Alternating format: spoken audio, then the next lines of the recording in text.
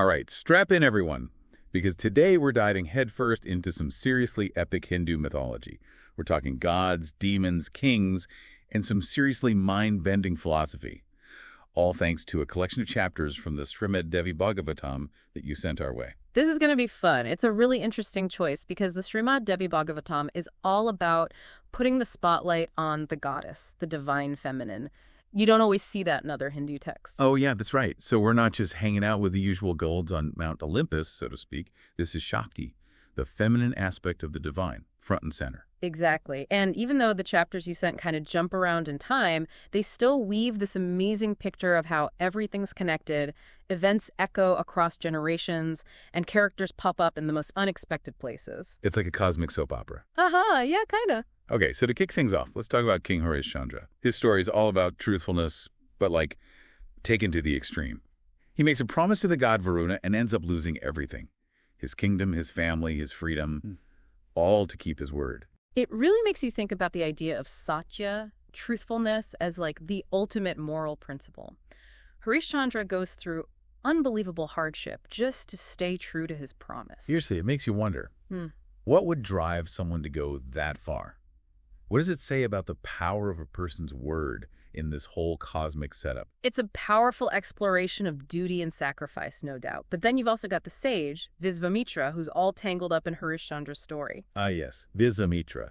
This guy is a total wild card, incredible spiritual power, but also, prone to these crazy bursts of anger and ambition. Totally. His character is a great example of how both good and evil can exist, even in people who are super spiritually advanced. And his actions directly impact Harishchandra's challenges. Like he's a catalyst, but also a test for Harishchandra's crazy commitment to the truth. And get this, Harishchandra's own father, King Trisanku, also got caught up with Visvamitra, and, well, let's just say it didn't end well for him either. Trisanku's story is a classic cautionary tale about what happens when you let desire run wild. He gets cursed, becomes an outcast, but still wants to go to heaven.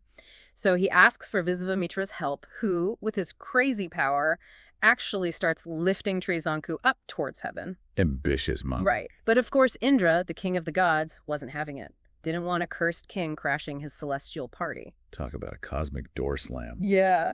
So it leads to this epic showdown between Visvamitra and Indra, with poor Trisanku stuck in the middle. The end result, Trisanku gets suspended upside down in the sky forever as a constellation. Whoa! That's a powerful image. It's like this constant push and pull between human ambition and the forces of the universe. But let's switch gears for a minute. We've talked about kings and curses. Now let's dive into a story of love, loss, and some divine intervention thrown in for good measure. Enter King Pururava and the celestial nymph Urvasi. Their story is a classic. Pururava, known for his wisdom and devotion to duty, falls head over heels for Urvasi. And naturally, there's a catch. Of course. Their love is forbidden. There are all these rules and conditions that ultimately lead to their separation. Heartbreaking. It reminds you that even the strongest love can be at the mercy of forces beyond our control. It definitely reinforces the idea that desire, while powerful, can also cause a lot of suffering if we don't understand it and learn to manage it. But speaking of powerful desires, we also have the story of Chavana, an old sage who ends up marrying Sukanya, the beautiful daughter of King Sharyati. Okay, this one has a few twists and turns. So Sukanya catches the eye of the Ashvins, who are these divine twin physicians, like the ancient Hindu version of miracle doctors.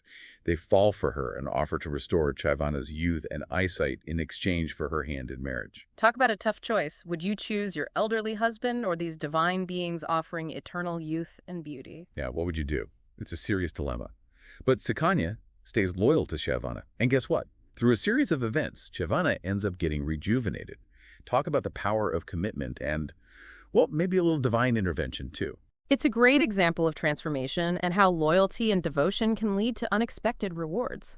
So we've traveled from the depths of human sacrifice to the complexities of forbidden love, and even touched on the idea of miraculous rejuvenation. What a ride. And we're just getting started. These are just a few glimpses into the world the Srimad Devi Bhagavatam creates. Each story has so many layers of meaning about human nature, the power of the divine, and how those two things intertwine. So much to unpack. Right. And up next, we'll be tackling the totally mind-bending concept of Maya, the illusion that hides true reality. It's like the Matrix, but way, way older. Can't wait to dive into that. Me neither. Yeah. And then finally, we'll get to meet the star of the show, the goddess herself. Stay tuned. Yeah, don't go anywhere. All right, welcome back, everyone. I hope you're ready to stretch those brain muscles because we're about to get seriously metaphysical. Today, we're diving into the concept of Maya, this idea that there's a veil of illusion obscuring true reality. Like, think The Matrix, but way, way older. Right. And the Srimad Devi Bhagavatam doesn't just talk about Maya, it shows us. One of the coolest examples is the story of Narada, this wise celestial sage who travels the cosmos gathering knowledge. Yeah, Narada's a pretty big deal in Hindu mythology, right? He pops up everywhere. Exactly. But even with all his wisdom, Narada gets a crash course in the power of Maya when he's transformed into a woman. Hold up. What? Narada as a woman? How does that even happen? Well, he meets this beautiful princess, and through a series of events that were, let's just say, divinely orchestrated, finds himself in her female form, like literally experiencing life as a woman. All the joys, the sorrows, the whole 9 yards. Whoa, that's wild. I can only imagine what that must have been like for him. What was the point of all this, though? Why would the divine forces put Narada through such a crazy experience? It's a powerful teaching moment, right? It forces Narada to confront how limited his perception really is. He realizes that looks can be super deceiving, and to really understand anything, you've got to go way beyond surface level. So Maya's like this filter that distorts our perception, making us think the material world is all there is. Exactly. It keeps us trapped in this cycle of wanting stuff and being attached to things. We can't see the deeper spiritual reality that's underneath it all. Okay, so how do we break free from this illusion? How do we see through Maya and experience the real deal? And that's where the Srimad Devi Bhagavatam brings us to the goddess. She's the embodiment of divine power and wisdom. She's like the key to unlocking the secrets of the universe and breaking free from the limitations of Maya. So we're finally getting to the heart of it. Tell me more about this goddess. Who is she? How does she help us see past the illusion? Well, she's often called Devi, Shakti, or Mahamaya, which speaks to her many forms. She's the creator, the preserver, and the destroyer of the universe, all wrapped up in one. She sounds like a force to be reckoned with. Oh, she absolutely is. Even the most powerful gods, Brahma, Vishnu, Shiva, they all recognize her power. She's the ultimate source of energy and consciousness, the force behind everything that exists. So she's not just some distant deity. She's like the very essence of reality itself. You got it. And to understand her is to understand the true nature of everything. But the Srimad Devi Bhagavatam doesn't just tell us about her in some abstract way. It shows us her power through these epic battles and cosmic showdowns. Okay, now you're talking. Tell me about these battles. Who is she fighting? What's at stake? One of the most famous stories involves her going up against the buffalo demon Mahishasura. This demon had become super powerful, a real threat to the cosmic order, wreaking havoc everywhere. The gods couldn't beat him, so they turned to the goddess for help. So it's the ultimate battle royale, the goddess versus this ultimate demon. And it's described in such vivid, almost cinematic detail. This battle rages across the cosmos with all these gods trying to help, but it's the goddess who delivers the final blow, wielding all these divine weapons. It's really something. She sounds like a fierce warrior, not just some passive deity. Oh, she's a protector, for sure. The one who makes sure good triumphs over evil and keeps balance in the universe. And this warrior aspect of her is shown again in her battles against Shumva and Nishumba, these two demon brothers who try to take over heaven and even try to control the goddess herself. That's some serious ambition. I bet that didn't go over so well. No, not at all. It was a total disaster for them. Through her own power and her unwavering strength, the goddess wipes out their armies and restores balance to the cosmos. So these battles aren't just entertaining stories. They're symbolic, right? What are they trying to teach us? Absolutely. Think of them like metaphors. They represent the constant struggle between good and evil, order and chaos, light and darkness. And not just on a cosmic scale, but also within each of us.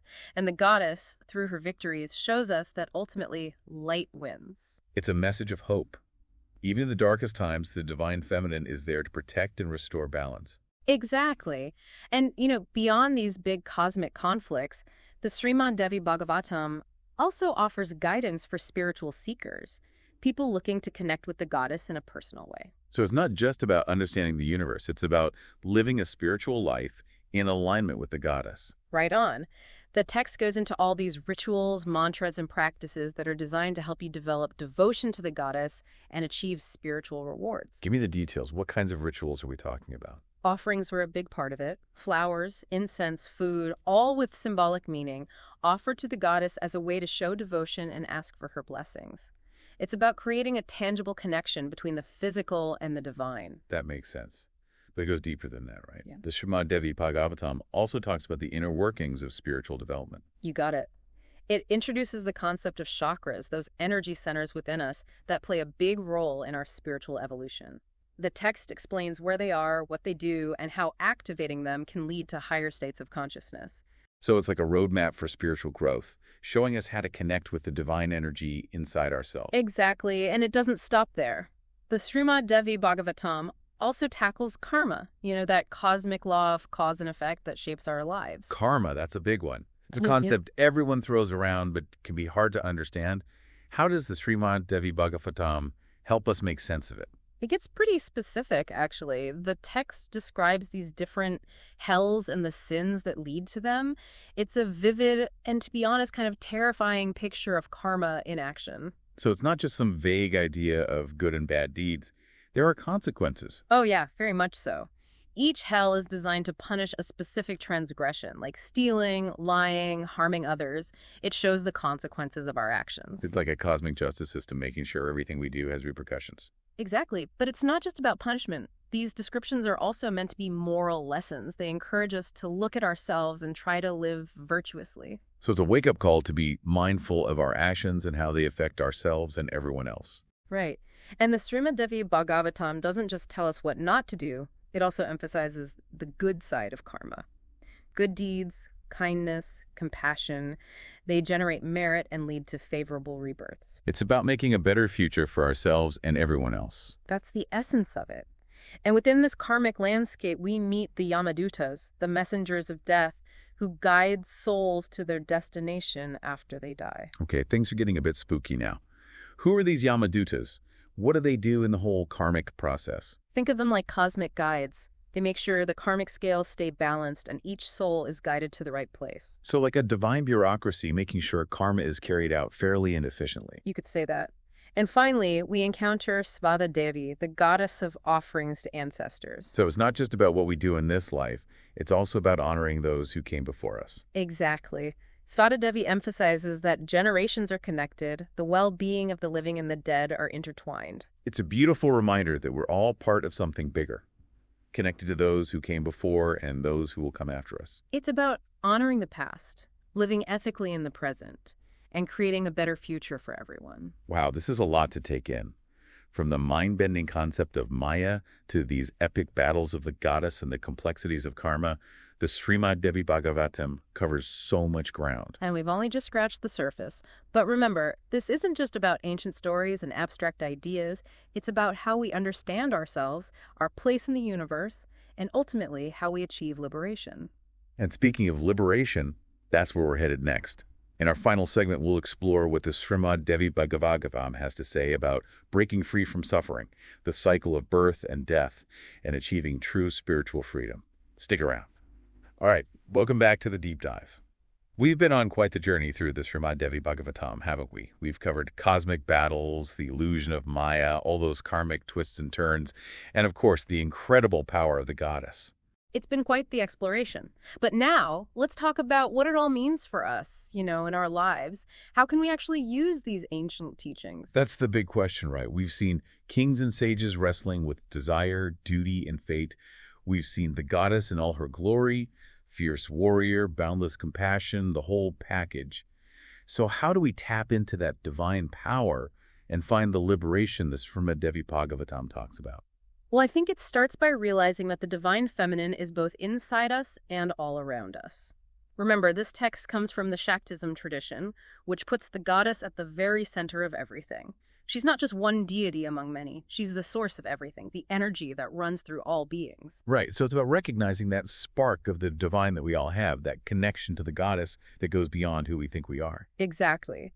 And cultivating devotion to the goddess, whether through rituals, mantras, or just acknowledging her presence in everything, is a powerful way to connect with that power and experience her transformative energy. It's about looking at the world through a different lens, seeing everything through the perspective of the divine feminine. Right. And when you do that, you start to see past the illusion of Maya. You realize that we're all connected. It's not about separate individuals. We're like threads in this big cosmic tapestry woven together by karma and dharma. It really puts things into perspective. But the Srimad Devi Bhagavatam doesn't just leave us with this sense of awe.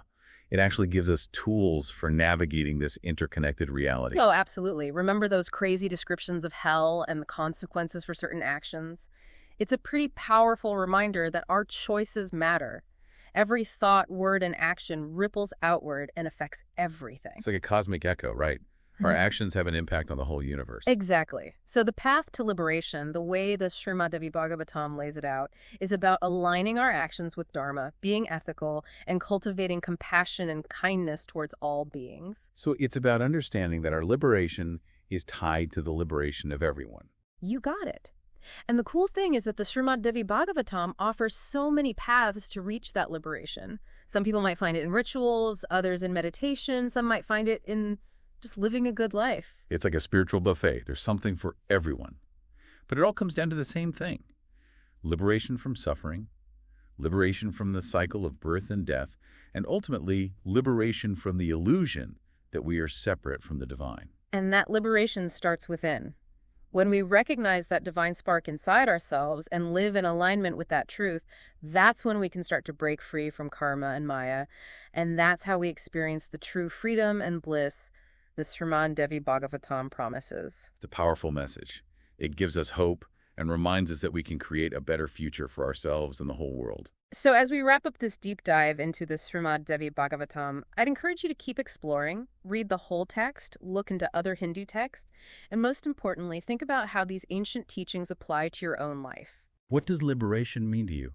How can these stories and teachings guide you on your journey? The answers are inside you. Thanks for joining us on this deep dive into the Srimad Devi Bhagavatam. Until next time, keep exploring, keep asking questions, and keep searching for that divine spark within you.